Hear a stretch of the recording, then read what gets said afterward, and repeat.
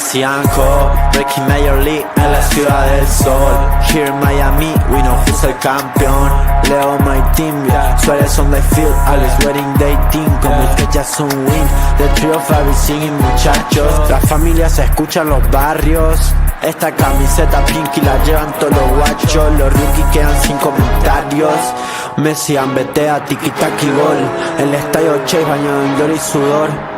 Aquí se ama y se respeta el balón. Florida es tu casa, acostúmbrate al calor. Estate listo pa' Messi Co. Estate listo pa' Messi Co.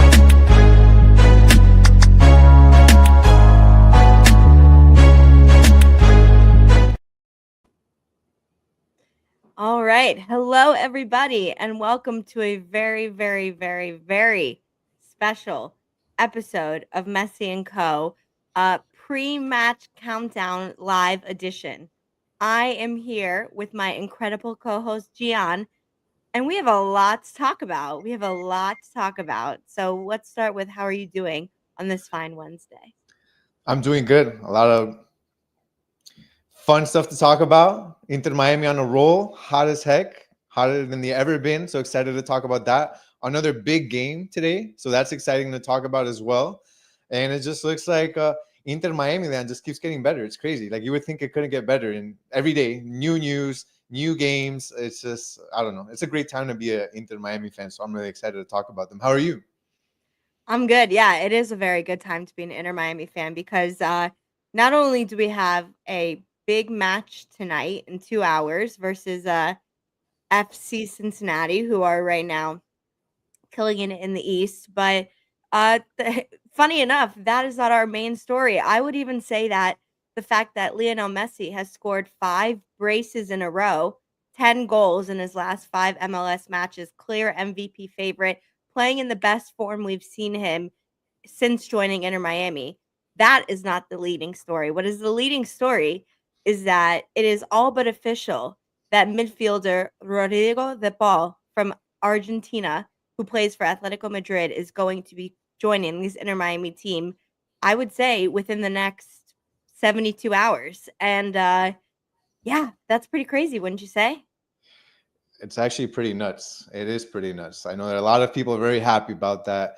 I'm happy about it. It's not necessarily a position I thought they needed the most, but regardless, when you're able to upgrade like that, like, you're not saying no. And this guy is an incredible upgrade for Inter Miami. So let me know when you want to start talking about him. But just the news itself is pretty crazy. The fact that it's as official as you can get being unofficial. When you have Fabricio saying it and you've got Gaston Edul saying it, this is as official as it gets before it's officially put out there by the club. So it looks like we got the guy that's been rumored to come for a while. So it's exciting. Yeah, I mean, it's really crazy. Michael here already. What up, Michael, coming in from Chile? It's an awesome signing for Inter Miami. Will be a major boost for Messi. I think that's really important because we can talk about Rodrigo de Paul in terms of him as a player. And I would say, as a player, he's a dog. He's someone who has been part of now the last 4 major trophies with Argentina, or 3. I mean, 4 if you include Finalissima. Integral part of the team, one of Lionel Messi's best friends, and going to be an integral part, clearly, of keeping in Lionel Messi on this Inter Miami team for, I would say, at least another season minimum. So there's on the field and off the field things to talk about, which is amazing. And I just think this is a historic signing for Inter Miami because obviously Lionel Messi, the Barcelona 4, Suarez, Busquets, Alba, all, marked what is an incredible era for MLS. And obviously the start of Inter Miami, the franchise, and just bringing what's going to be, so much new soccer to America. But we never knew how long it was going to be with Messi, and in terms of how much of this chapter, we all thought and hoped it was going to be a multiple chapter book that was going to have him being part of this team for at least more than 2 years. And Rodrigo de Paul is now showing that you can still be a prime player. He's what, 29, I think, or 30, 31, maybe something like that. I think he's 31 or 32. I can actually check 31. while Okay, so you continue talking. 31. Yeah. Playing for one of the best teams in Europe, and has decided to come to MLS, and that's going to do so much for the league to show that it doesn't have to just be, quote unquote aging superstars. This is 31. now becoming a competitive league. Yeah, 31. And I mean, it's crazy because it's also showing that you can still be part of the national team, and not only a national team, I would say the number one national team in the world, which is Argentina, that you can still be part of that and play in competitive, important matches and be in the MLS. So, like, what is that going to do for the league, right? Basically, now saying Wikipedia already has him down as Inter Miami player. Let's go. Hey, Ciara, what's up? Ace, what's up? Fabian, what's up? Just turned Just turned 31. 31. Yeah, Crazy. he's young. I mean, you don't expect guys at this level at 31 in what's supposedly quote unquote a retirement league by a few people out there. It just completely just turns that narrative around, right? To have a guy at 31, it depends what you consider. Is he still at his peak? Is he kind of coming out? At the end of the day, he's still a world class soccer player playing, like you said, in Atletico Madrid and one of the top leagues in the world. So he's an incredible addition. The Inter Miami team, probably the most star-studded team in MLS history. You already had a star-studded team with the 4 Barca boys, and now you bring in De Paul. Like, that's just incredible. And that just shows you how much this front office, how much the owners are willing to spend. Like, and this is with a salary cap. Like, imagine what this team would look like with no salary cap. That amazes me. And also think about the ambition. Yeah. Exactly the ambition behind it, and the minds that are working behind the scenes to be able to make something like this even work out. Because you look at the structure of the team and you see we already have 3 DPs. We have Messi, Busquets, Alba.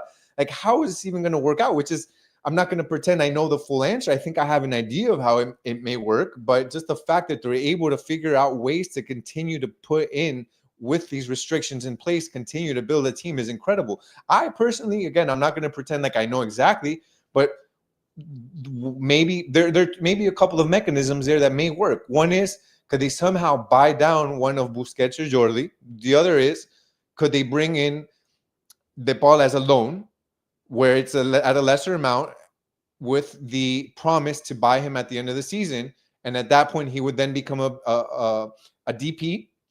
And I think by that point, I think Busquets is retiring. To me, that's also part of this, is the kind of the silver lining. I feel like Busquets is going to end up retiring probably after this season.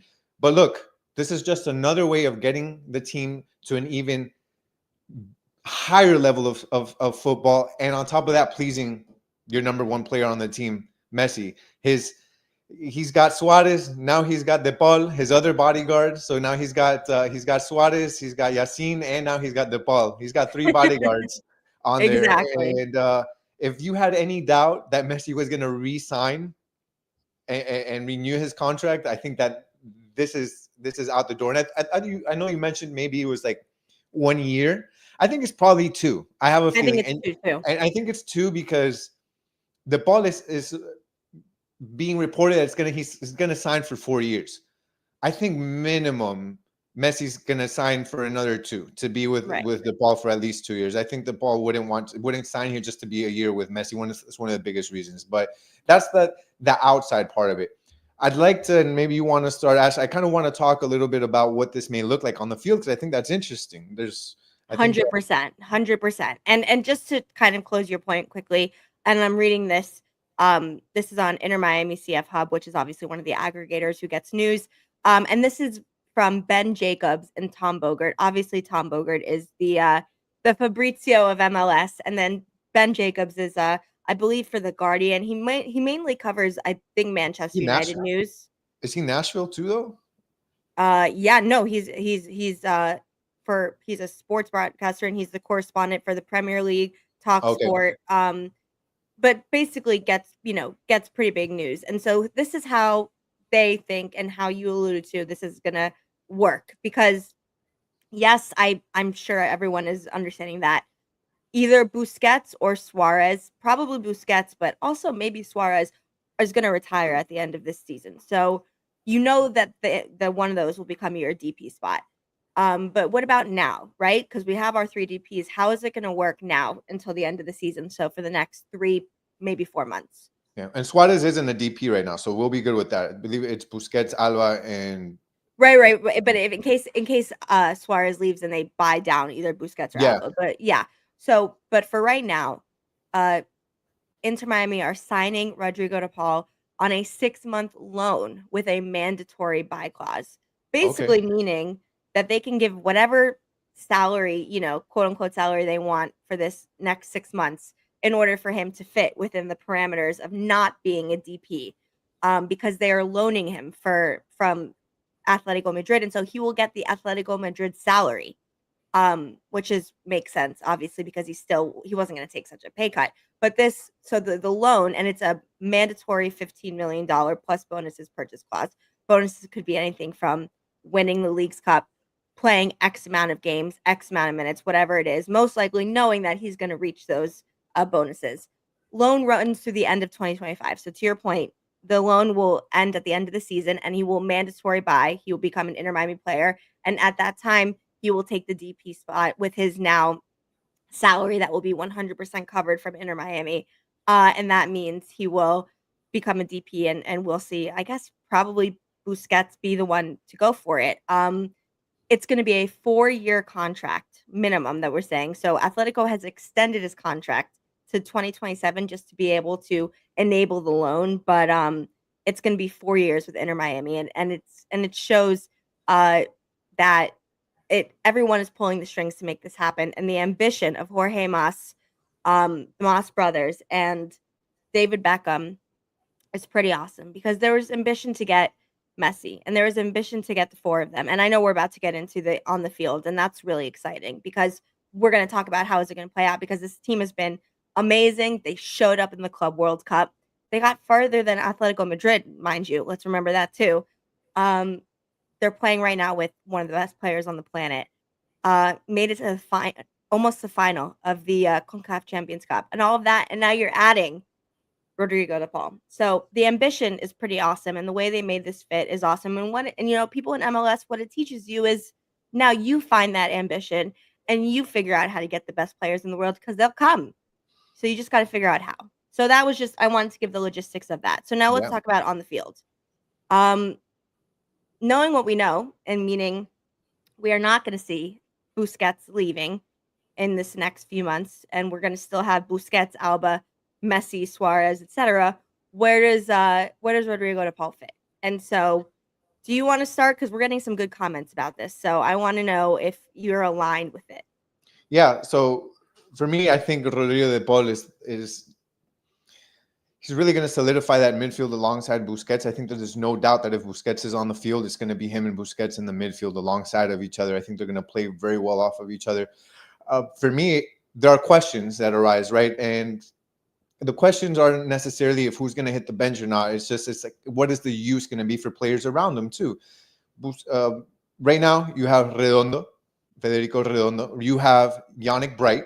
That is another great player. That's a fan favorite, somebody that we know that hustles hard, that is really good. And then to a lesser extent, Kremaski, who we know sometimes will play as more on the outside as a wing. Not the best fit for him. He's looked the best when he's playing alongside Busquets, playing at a central midfield level. But he's one of those I can probably throw in there that would be in that position. They're all going to hit the bench, all of them. Regardless of how good some of them have played, especially Yannick Bright. They're all going to hit the bench when you have Busquets and De Paul. None of them are going to be on there. What I think is really interesting is Federico Redondo on the field is a guy that you give up a bit on defense to give a little bit more of the playing forward and the ability to jump some lines with the pass and play the ball forward and adding a connection piece, right, to the attack. With Yannick Bright, it's the opposite. With Yannick Bright, you have more of the defensive presence, the guy that can solidify that midfield, that can break plays up. He lacks what Redondo has in playing the ball forward. He's getting better. We've seen that, right? He's been able to do some things that we weren't seeing last year. He's a new player. Rodrigo de Paul brings both of those things, and that's what's incredible. You're not going to lose out on anything. You have that amazing defensive presence. He's going to be able to break everything going on through that midfield, everything. And on top of that, he's going to be able to get the ball and make that one pass that just completely throws Inter Miami into a full-on attack. And that's what's beautiful about it. So I think that that's going to play perfectly for Inter Miami. Why? Because how many times have we seen where they play either Federico Redondo or they play Yannick Bright, and they're not getting the best of both worlds? When you have Redondo, we lose the ball, and right off of the bat, we have one-on-one against our center backs, and we get scored on, or there's a dangerous play. We suffer greatly when we lose the ball, and vice versa. When we have Yannick Bright, we don't have as much of a presence, up front, and we found the solution. And it's exciting that we're going to be able to probably see the best solution. Yeah, one of the best solutions that we could have found is that. So I guess my question, my train of thought is, what is this going to be now of Federico Redondo and Yannick Bright, especially? Who's going to have more of the playing time? They're going to have to share it, but I think we're going to see a lot more of, maybe it's Busquets now, the one that gets subbed out more often, right? It's going to be some rotation for him. Yeah, I mean, he plays almost every minute. When he's available, he plays every minute. He's been one of the guys that has been one of the most constant for us throughout the years. If you look every year that we've had this team with Busquets on it, he's one of the top, if not the top, in playing time. So he's going to be the guy that we're going to see Redondo, you're going to see Yannick Bright come in for. Yeah, 100%. I mean, I would say, and we would have made this choice anyway, Bright would be the person that we would want to be as the first sub, right? Yeah. In a perfect world, I wish he could start too, but it's of course in your best 11, it's Busquets and Rodrigo de Paul, and then Segovia, let's just say, or maybe you may see it sometimes where instead of Segovia, it's Krajmaski, but I think Segovia is your starter and your main choice. Let me say this. He's had a few better moments this year, for sure, and he deserves credit for it. But I've been really disappointed in Redondo's performances. And I think he's just not on the level of even Yannick Bright. Like this past match, for example, he almost blew the game. Like I could name like 5 or 6 moments in that end cameo for him in the 15 minutes he was on, where he gave the ball away and almost created a chance for Nashville. I think he's not at the level needed for everyone else. And I wish there was a good opportunity to sell Redondo, because now, especially that you have DePaul, I would say you have, to your point, you have Yannick Bright, you have also Ruiz, you have David Ruiz, who is, a homegrown player, you have Krajmaski to play, and you have and Redondo doesn't need to be part of that, and you can probably get good value for him, in certain, especially in South America. I would say in Argentina, in Brazil, you could get good value for him. He just isn't up to par, and he's gonna lose his spot, and I think he's gonna lose his place in the pecking order. But maybe a big part of it is also availability. Yannick Bright got hurt playing in that position. You can be very susceptible to muscular injuries because you're obviously playing as a box-to-box midfielder, and you're in charge of a lot of running and a lot of covering. And so maybe it's an insurance policy, but yeah, my feeling is Redondo is low on the pecking order now, especially with Bright healthy, and the other options we have off the bench. But it should be said that this Inter Miami team has been absolutely incredible in the last few weeks, and with Redondo, or with DePaul, I am really excited to see the Leagues Cup, because there's the Liga MX has done a lot in the last year or two as well to bolster up their rosters and their players, and so they're going for it as well. Mexico has a lot of good teams right now, but Inter Miami is better, and now they have one of the best midfielders in the world on the team to help. So I'm excited. Yeah, I would say Redondo's play definitely hasn't really lived up to not only his last name, but also what was expected of him when they brought him on. Black Story has said, welcome back, Black Story. This is an OG. OG watcher. So I would agree there. His play hasn't been necessarily been the best. And then you look at his salary, $732,000 base salary. He's not. I mean, he's getting Not. paid. He's one of the higher paid players on the team. And you look at towards the end of the season, and you're gonna have De Paul for 4 years. You have Yannick Bright, who's making not much money in comparison to what he brings on the field. He's still on, I think, a rookie contract. So he only makes perfect sense to keep. So I think it really depends on what they want to do with Busquets. If Busquets ends up retiring, are they going to want to keep Redondo around? Are they going to want to if Busquets stays around and they don't need somebody else aside from, because they would have Busquets, they would have De Paul, and then they have Yannick Bright. Do they shop him? I'm leaning towards And the then you have shop him. Kremaski, you have And then Ruiz, you have you have a lot of. Kremaski.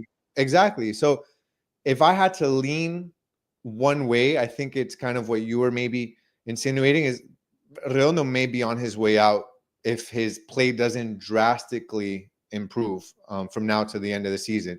But back to Nepal, I think, instant impact on this team.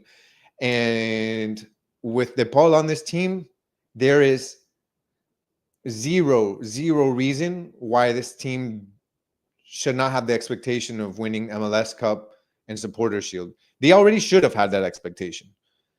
But you throw this into the mix, I mean, there's nothing. There's the defense. Maybe you want to say that we have a whole other defense, maybe, but that's not enough. With the scoring power, you got Messi, a scoring machine. You've got now the ball. Like, there's no reason why this team isn't winning everything that's left from now on. You've got Leagues Cup, you've got Supporter Shield, you got MLS Cup. This is a team to win it, and I think bringing the ball now, I don't know if anybody's thought about this, but the level of expectation on Macherano has increased tenfold. Yeah. Like, Mache, you have to win everything remaining the rest of the season. If not, Mache, if you don't win with this team, I mean, I don't know what to tell you. Well, 100%. And I mean, this is not accounting for injuries, right? If there are major injuries, there's things you can't control. But you said something earlier in what you just said, which is the team was going to win, was already looking like they were going to win it anyway, right? Yeah. And let's talk about why. And that's our second point on the graphic. Lionel Messi right now is not playing like a 38-year-old who's months away from retiring. Right now, outside of, I would say, maybe 4 or 5 teams, PSG, Liverpool, Real Madrid, Barcelona, maybe I wouldn't even say them. Outside of those 4 teams, he would be a starter on almost any other team in the world right now. That is how well he's playing. Yeah. I mean, like Arsenal, not Arsenal because you have obviously Bukayo Saka, but let's say like outside of the teams that have like a clear best right wing. Honestly, actually, I think Messi would play for Arsenal starting tomorrow. Well, they wouldn't take out Saka because Saka plays. They'd move him to the left and they'd put Messi in it, right? Or they'd move someone to the striker. It doesn't matter. They figure it out. But that's what I mean. That's how good Lionel Messi is right now. In the last 5 matches, scored 2 goals apiece, clearly showing he's an MVP and that he's working his way up to, again, I think, leading Argentina to a potential World Cup as their captain starting 10. He is playing at such a high level right now. Like, it's undeniable. In every match you see, you're like, it's inevitable that not only he scores once, and it's inevitable that he scores twice. And from however you want him to score, he'll score. He had 2 in the last 2 matches where it was catching the defense and the goalie off guard because of his press. He's 38 years old. The pressing he did was so magnificent that he created 2 goals for himself. Think about the Busquets goal that he got in the New England match, where it was the ball over the top, and then from 32 yards away, scores an absolute perfect ball into the lower corner. Then he scores a free kick in the last match. How many other ways do we need him to score, right? Like, I mean, he's scoring at every possible way, and he's playing with such energy and the competitive spirit. He's extending not only to the end of this year, not only to the end of 2026, but to your point, I think there's a legitimate chance he's signing through the 2027 season and still playing as one of the best players in the world. I mean, it's crazy to say that Messi has progressively gotten better, right? Like It is crazy to say. it is, because I remember that first season that he came to play with us, and obviously the way that he came in with that free kick goal, I'll never forget. And how could you? One of the best sports moments in the last 10 years, I'll say it, and we were there. And seeing those passes that he would make and the goals that he would make, and I was just, I can't believe this guy is actually like Robertinho Taylor. At that time, Drive Pink Stadium, now Chase Stadium. I'm like, I can't believe this guy is literally playing on like this field in front of me. And it's crazy to say that now, what is it, 2 seasons later or so, around there, that he's better than he was when we first saw him and we were in awe. I don't understand it. You talk about aging like fine wine. Like, this is a perfect example of it. The fact that he's now gone, the fact that he's gone 5 games with a brace, that's an MLS record. Like, that's insane that he's breaking records at this point in time still. And 21 goal contributions in MLS. And he's getting maybe healthier. 22. Like, I don't know if he's drinking kombucha or what he's doing, but like he's mate or drinking more mate. Maybe he found a new one in Hialeah that's even better than the one he was drinking in Argentina. I don't know, but he is even healthier now. We saw last season how he missed like we had like a 9-game stretch or something where he wasn't playing, and I know some of them were obviously national team duty, but he was just injured, and he would grab his leg, and we were like, damn, again. And like now he's playing most of the games. I think he's only missed a few games, and I think that that's incredible, and that's great news for us. I think that's one of the things that a lot of people were worried about. They're like, damn, last season he was getting injured. He's only gonna be a year older next season. Is he gonna be, is his body gonna deteriorate more? And that hasn't been the case. So I think that's amazing for this. And look, one thing that Messi's doing is he's not only is he scoring, not only is he assisting on the field, he's assisting in the transfer market. Like, that's incredible. He's bringing his friends. If give him a contract for another 4 years, even if he's just sitting on the bench. If his boys are coming over to play for us, like. But yeah, like this team is great, and you can see just not when he's on the field. Not only is he putting the stats up, but I think the confidence of the players around him, are even better. So yeah, Messi at this ripe age is just becoming better and better, and I'm excited. This is a new version of Messi at Inter Miami, and I'm all for it, man. Just crazy. Agreed. I mean, I think he already, like I said, one. He's obviously he's a true player who plays for his team, and last year he was dealing with injuries and he had Copa America, and it's understandable. To people, if they want to believe it or not, he was dealing with a leg injury, and he was trying to provide the best he could for this national team. This year you're seeing him at full force, and to your point, getting better and better. And knows that we're now countdown less than 365 days away from the start of the World Cup, right? We're at now like 11 months. And, it's he is inserting himself as the best in the world, and obviously the greatest of all time. And rising tides lead all ships, because look at the team around him and how everyone else is playing. He's going to win another MVP. He's going to win his second MVP if he continues. He's got 16 goals. 16 goals. Sam Surge behind him with 16. Evander with 13. And those guys, I believe, have played 3 more games than Messi has, or more. At least the teams has. Inter Miami has 3 games in hand over some of these teams, and Messi has 16 goals in less games.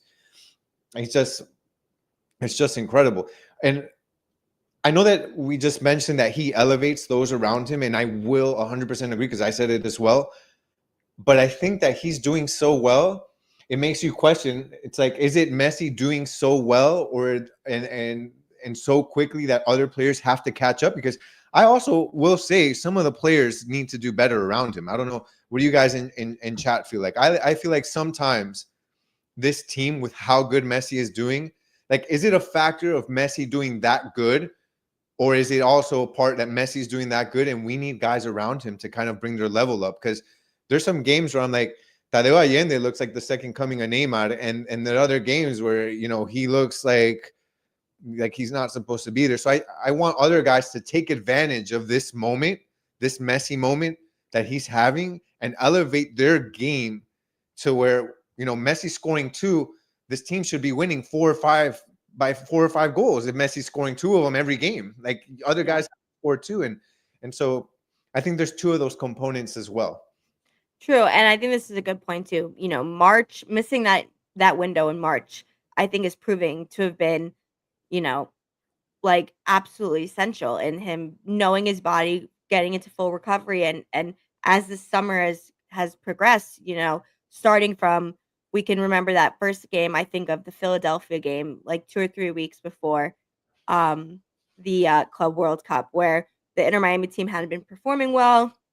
We had just lost in the semifinal for Champions Cup, and, you know, we were starting to feel a little bit nervous, like, what was going to happen. And they came back from being down, I think, 2 goals to get that draw at Philadelphia. And then midweek, I remember they put, I can't remember, I think it was Columbus midweek won, and then Montreal won. And we were saying, like, wow, what a great way to go into this Club World Cup. And then what did they do? They got out of the group stage, made a ton of money, played excellent, put Inter Miami on a world stage, no embarrassment to be found. Gave all of these players confidence and belief, and, you know, now we're on this streak. And I think you're right that, you know, if Suarez could do, you know, finish a couple more of those chances, you know, et cetera, you would see an even more dominant team. But, like, for example, on defense, unfortunately, David Martinez, his loan ended today, and they didn't extend. But I thought he played. I mean, him and Falcone, I thought, were like an outstanding partnership this past weekend. But Maxi Falcone has been, I think, one of the best signings that I've seen in a very long time, and has every match asserted his knowledge, his dominance, his you know, his competitiveness around him. And Chelo Wenga, I think, has been playing much better, and we've seen Segovia, et cetera, try stepping in and growing. And now, not only do you have Messi, but you have Rodrigo de Paul. Imagine you having Rodrigo de Paul, Busquets, and Alba, the 3 of them in your ear as you're a young player playing. Think about the experience and the knowledge that you're going to be gaining and watching and experiencing firsthand in matches. Forget training, in matches, you're going to see in real time the, you know, the pedigree of these players. And I think it's going to just keep having these amazing effects. As to your point, look, we may see Busquets and Alba, or Busquets and Suarez, sunsetting in the next couple, could be months or next season. You're now having these players grow and step into these roles. Yeah, exactly. So, look, this team right now, I think, is probably one of the hottest teams in MLS, as far as their performance as of late. I mean, they're on a 6-game unbeaten streak. They've won 5 straight since returning from the Club World Cup. Their attack is on fire. They have 17 goals in their last 5 matches. Like, these guys are on fire. And I expect it to continue tonight against Cincinnati. And it's just another test. We spoke about this before they came back from the Club World Cup, to say this is one of the toughest stretches of the season. And this is really going to test them. This is really going to show what they're made of. And I think, man, are you prepped, or are you not prepped for this time of this for this part of your schedule when you've got Messi just on fire? I think that, And we're in a gauntlet right now. Yeah. I mean, it's just incredible. So, yeah, like, this is going to be a really good game, a really good game, and I'm excited for it. I mean, Cincinnati. What do you think, Ash, about this game? Yeah, I was gonna say, you know, Nashville was, I would say, you know, the beginning of, we did play midweek last week in a quote unquote hostile atmosphere, full Gillette Stadium, on turf, starting, you know, what was going to be 5 matches in, like, I think like 20 days or something like that, or even maybe less. We had the first, I would say, really difficult test, which was Nashville. It was the hottest team in MLS. Came in, I thought had a almost defensive like masterclass against them, played really well, got the win even when it came down to the wire. Huge. Today, it's gonna be another challenge. Now you're away in Cincinnati after they just played against Columbus in the Hell is Real derby. Which they So lost. which It they was lost after they having were a up 2-0. 2-0 lead. Yeah, yeah. So they're gonna be definitely playing with a vengeance and a fire, for their home fans. It's gonna be a really difficult atmosphere, but if you have Messi in this form, like, I'm still not betting against it, and so what do I think is gonna happen? I think Inter Miami are gonna win again. I don't see it stopping, and with the level Messi is playing at, um, I just don't see it stopping. Yeah, they're right now. Cincinnati's in second place. Miami is in fifth place, but they have 3 games in hand. So if they actually win this game, they'd be a point behind Cincinnati. So they're going to be really close. Here's an interesting statistic. I probably shouldn't share this just because we're into Miami fans, but anyways, um, Cincinnati's head coach Pat Noonan has a really good record on Wednesday night. Apparently, he's a 17-5-7. So today we're going to break his Wednesday night record. Well, So is he playing against Lionel Messi in any of those?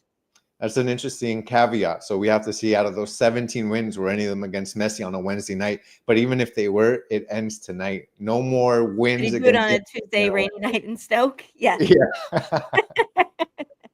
So I mean, to your point too, this is a bounce back game for them. They lost when they were up, so they're going to want to come in to bounce back, as we just said. And then we always say this, I think every game, like when you play against Inter Miami, when you get to play against Messi, it's just an added, you know, you Layer. want to win this game. Like you want to make sure that a team that everybody says is better than you, with the player that everybody says is the best in the world and is going to whoop you, you want to come out there with a vengeance and show them that you're going to be able to beat this team. So I think that's definitely something that's going to play into it.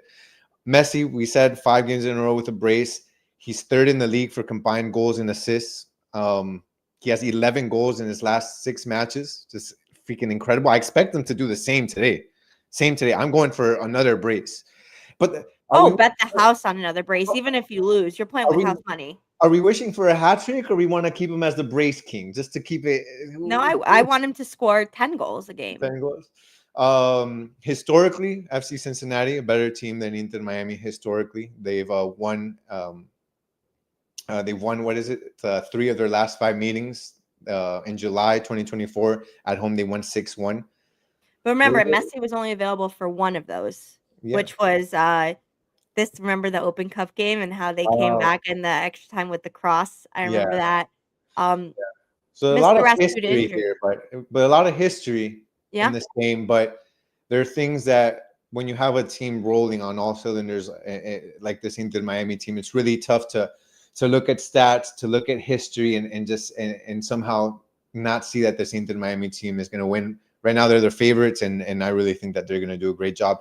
For me, if I'm looking, what I want to see this Inter Miami team do is the thing that just really plagued them all season long is be conservative, be accurate with the ball in the attack. Because one of the things that has plagued them the most is when they're deep on the other side of the opponent's field, almost getting to the final third, they're a team that pushes up with a lot of bodies on attack. They commit a lot of bodies to attack. They lose that ball.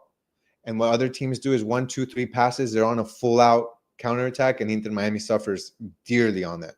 Also, sometimes we have... against Evander. And you're playing against Evander. You have teams that you can do that against, and they're going to miss. You have other teams that don't forgive you. They have players like Evander that are going to punish you when you mess up like that, especially when you have... And how many times have we seen some of these plays, even from our best guys like Busquets, that sometimes does this, where coming out of the back as we build out, we'll have a silly pass, right? That we either get scored on or close to scored on. So those are the things that if Inter Miami can take care of that, I think we're going to be okay. And other than that, just everybody up front play good. You need a great game from Telasco. You need Allende to have one of those games where he can actually control the ball. When the ball hits his feet, it doesn't go 3 yards away from him. Like he needs to control that ball, play in and make runs in behind the defense. That's when we have some of the most success, when he makes it in a run and we're able to put on a through ball. And Suarez, what he keeps doing, he's like a wall that you play off of. He's done a good job at it. So it's He worked. does great hold up play. I mean, I think I was watching it as a match Saturday, and I saw him, like it was a header or it was a one touch pass that was just like so amazing. And you're like, damn, it's pretty impressive that he can still do that. He needs to finish, because he's getting good opportunities and he needs to get those shots on target, no doubt. But he does have some good hold up play. And like we said, we just had a difficult game against Nashville, playing Cincinnati over the weekend, playing the Red Bulls, and then playing Cincinnati again. And then the Leagues Cup starts, where it's, you're immediately into group play and you have to get results. For tonight's game though, knowing that, for example, David Martinez is not available because his loan ended, who do you see starting for this team and hopes of continuing this winning streak that I agree, I think we're going to do? Well, we know Aviles can start. We just don't know if he can finish. That's the thing. So, I mean, Yeah.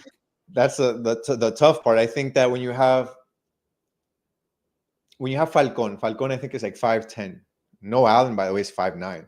When you have Noah Allen at 5'9", and or maybe I'm actually making Noah taller. He may be like 5'8".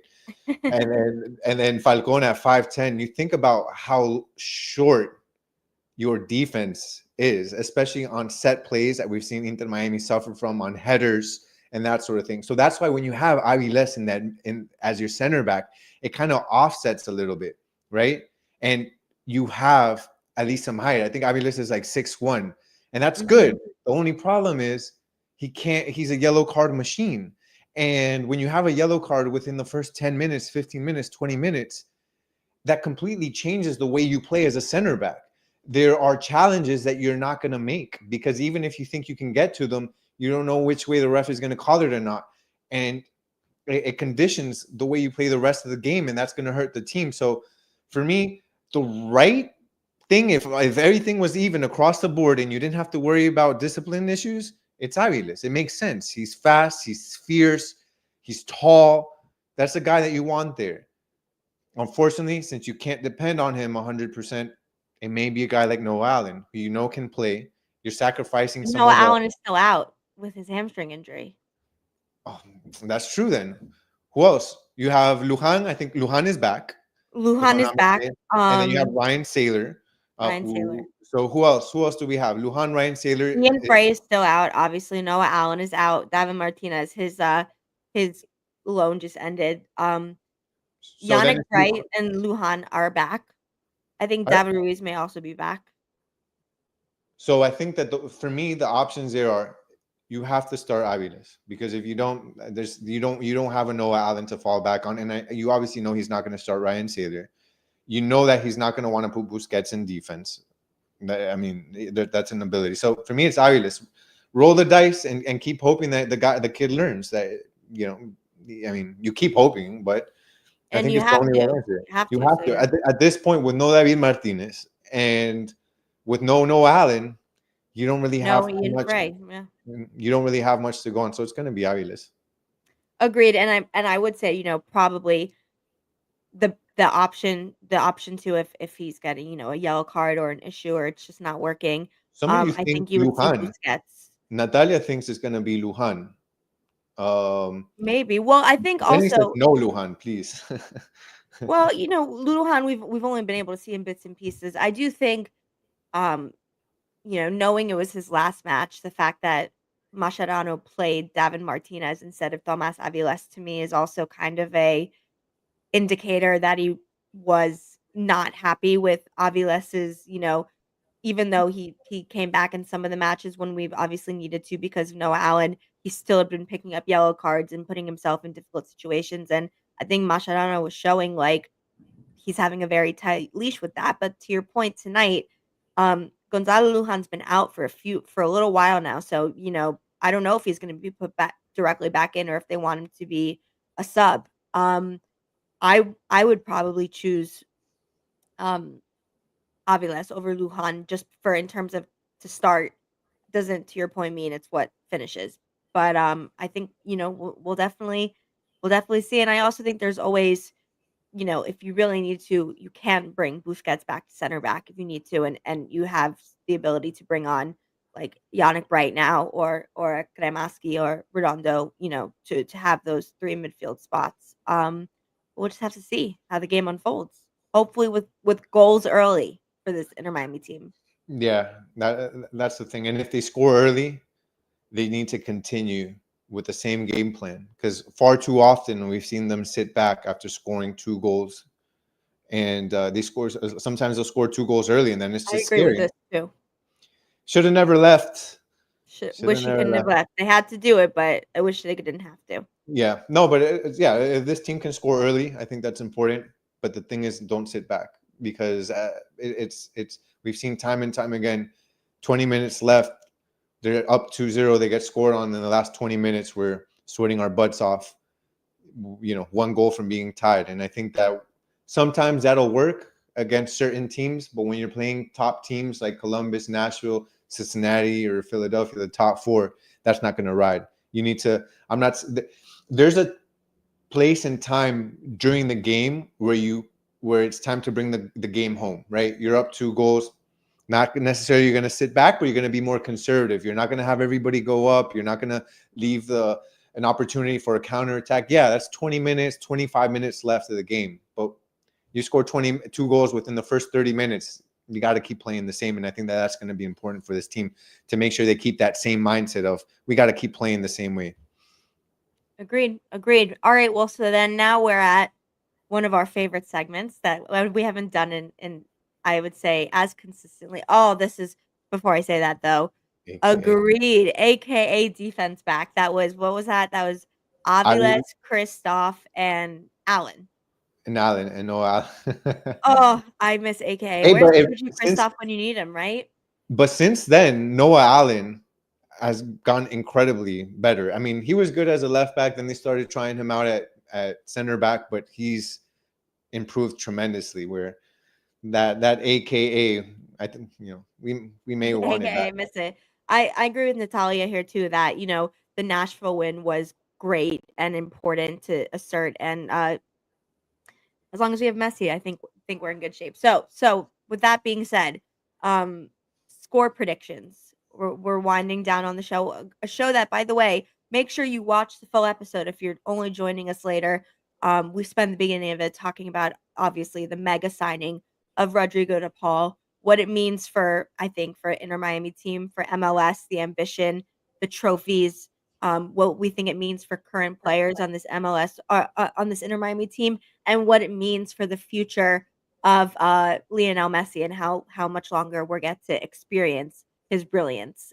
So make sure you watch the full episode as we talk about that, as well as the particulars of the deal. By the way, how are we signing Rodrigo de Paul while still having 3 DP spots? We talk about that too. So with that being said, Gian, what is your score prediction? Chat, what is your score prediction? Give us the scores, and if you want, give us who scores. Let's see. All right, so you know me, I like to go based off of the history. Cincinnati, last 2 games at home, have scored 2 goals. Yep. So I'm going 2 for Cincinnati. And I'm going, Messi's going to get his brace, and we're going to have a Tadeo Allende goal. So I'm going 3-2 on this one. Nice. You and Natalia feel the same. Oh, let's go, Natalia. 3-2. Black story with a huge 3-4. I mean, God, 7 goals would give me a heartbreak. I mean, a heart attack. Junior says 2-1. 2-1. Okay. Anna 3-2. Over agrees. 1.5 goals. Take that all day, by the way. I know we're not necessarily a gambling show, but 2 of them are coming from Messi. So definitely take the over on the 1.5. We have 2-2 here as well from Le Plus. 2-2. I could see a tie. I didn't want to say it, but I could see a tie. Well, maybe you can see it, but I can't because I'm a winner. So we're winning this match 3-2. And agreed. Are you implying I'm a loser? Because technically I'm not losing if it's 2-2. I'm just gonna say it's a tie. No, I just said I'm a winner. I'm not tying. I'm a winner. All right, I'm just saying. So I think we're gonna win, and I think I'm predicting the same score line as you, 3-2. But what I am gonna say is the third goal is gonna be Luis Suarez. I think he's finally gonna hit after what have been some really good chances in the last few matches. And that Messi brace, it's we're saying it's going to happen until it doesn't. But knowing we're playing against Evander and some of the best players in MLS, obviously the other MVP candidate, at the home crowd, knowing the tough game they had, you got to give them at least one goal. And knowing this Inter Miami team and what will be a back and forth game, I'm going to say they get two. Two. Okay. That makes sense. But we still win. We still win 3-2. And I think we all agree it's going to be close. We think it's going to be We all close. agree it's going to be close. It has to be. I mean, and then if it's not, it's because Inter Miami dominated. Because I'm telling you right now, they are not a team. Even if Cincinnati strikes first, you are seeing a team that is full of confidence, competitiveness, and drive. And with those three things, you're never out of game. Damn, that was deep. I like it. That was inspiring. Well, then that's, I think, a perfect place to end. I like to end as an inspiration. So thank you so much to everyone who tuned in for today's live episode. We have a lot of content coming. I know sometimes the season is long and we've had some breaks, but guess what? We are back. We will be doing shows for every single match. We're about to enter a gauntlet. We've just signed Rodrigo de Paul. We're about to have a huge competition in the Leagues Cup, and we can't wait to share every single moment with you guys. So follow us at Messi Co on Twitter /X. Subscribe on YouTube, 5 Reasons Football, 5 Reasons Sports. Make sure you got the notifications on because we are always putting out content and news, and that is going to continue so because we have a lot happening every single day. So thank you again. And for this episode of Messi Co, I'm Ashley. That is Gian, and we will see you next time.